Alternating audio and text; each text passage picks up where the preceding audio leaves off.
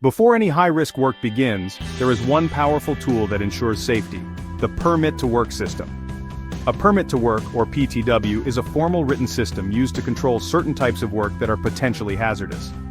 It outlines what work will be done, how it will be done safely, and who is responsible. Permits to work are required for high-risk tasks, like hot work, confined space entry, electrical maintenance, and work at heights. They help identify hazards and ensure all safety measures are in place before the job begins.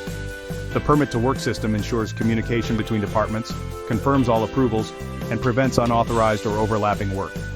It is a key part of incident prevention in hazardous environments. Remember, no permit, no work.